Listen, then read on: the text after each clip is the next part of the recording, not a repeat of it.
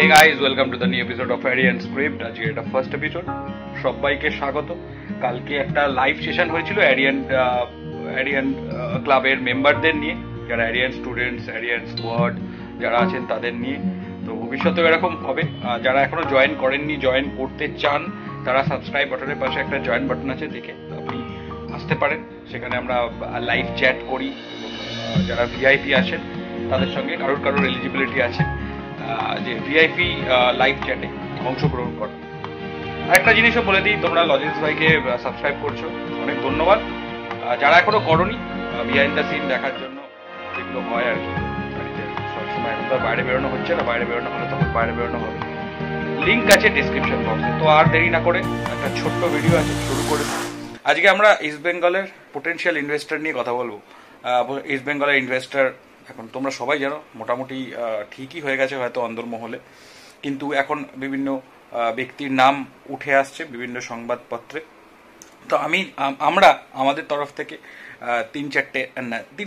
তিনটে নাম আমরা বলবো, এবং টেকনিক্যাল কারণে কত দূর কথাবার্তা এগিয়েছে বা কি হয়েছে সেটা তো বলতে পারবো না, কত দূর, কারণ যদি ক্যান্সেল হয়ে যায়, এদের সঙ্গে নাম জড়িত আছে তো বড় বড় কোম্পানির। তো কিন্তু তো আমাদের কথা শুনে তোমরা একটা লিঙ্ক করতে পারবে। প্রথম যার নামটা সেটা হচ্ছে বেণুগোপাল বাঙ্গুর, এবং তার ছেলে হরিমোহন বাঙ্গুর। তাদের একটু ব্যাকগ্রাউন্ডটা এমনি বলি আর কি। তাদের ব্যাকগ্রাউন্ড হচ্ছে তারা সিমেন্ট ইন্ডাস্ট্রিজ, শ্রী সিমেন্ট, এখন ফোর্বসের বিচারে one of the richest Bengali in the world, মানে দুটো দেশ মিলিয়েই আর কি।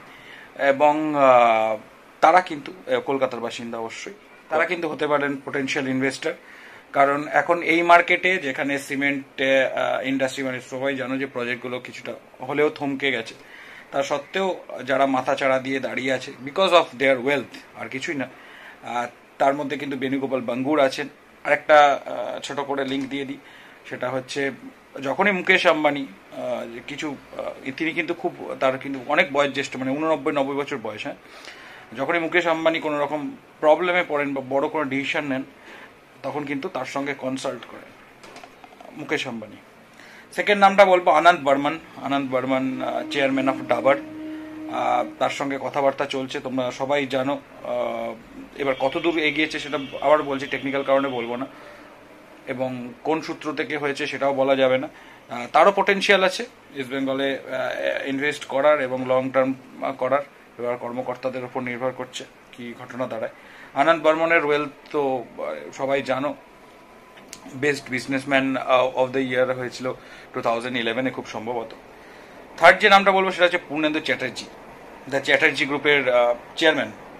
তিনি কিন্তু আইআইটি গ্র্যাজুয়েট, পরে স্ট্যানফোর্ড ইউনিভার্সিটিতে রিসার্চ স্কলার।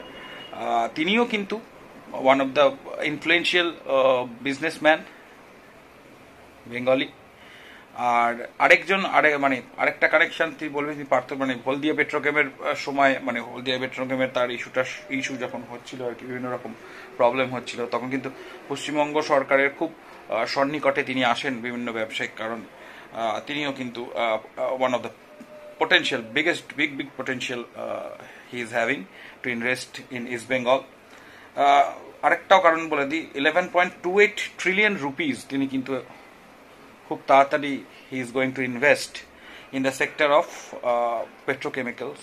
মানে আমি জানি, আমিও সেই মানে পেশাগত কারণে আমি জানি বলেই বলছি, ইন তামিলনাড়ু অ্যান্ড ওড়িশা। সুতরাং তার একটা বড় প্রজেক্ট আসছে, যেটা এন্ডোর্স করার দরকার হলেও হতে পারে। দেখা যাক সেই জিনিসগুলো খাপে হয় কিনা। বা এখন দেখো ইস্ট বেঙ্গলের হাতেও রয়েছে যে কাকে চয়েস করা হয়, কারণ তাদেরও দাবিগুলো আছে সেইগুলো মানার একটা ব্যাপার আছে, অনেক রকম ব্যাপার থাকে। তো আমি জাস্ট এটা ডিসকাস করলাম আমাদের তরফ থেকে, আমাদের যে নামগুলো মনে হয়েছে যে হতে পারে পোটেনশিয়াল ইনভেস্টর। অনেকগুলো নামই উঠে আসছে, অনেকেই বলছেন সবাই তো আর হবেন না ইনভেস্টর, হয়তো কয়েকজনই হবেন, একজন প্রাইম ইনভেস্টর, 4-5 জন মানে কো স্পন্সর এরকম হবেন, সবাই তো হবেন না। তো আমাদের তরফ থেকে যেগুলো মনে আসছে, আগেও ডিসকাস করেছি, এখন কিছু তথ্য তোমাদের সামনে তুলে দিলাম। ভিডিওটা ভালো লাগলে লাইক করো, কমেন্ট করে শেয়ার করো, যারা নতুন আছে অবশ্যই সাবস্ক্রাইব করে বেল আইকনটা ক্লিক করে দাও। তো এখনকার মতো টাটা, আর লজেন্স ভাই ডিসক্রিপশন বক্সে টাটা।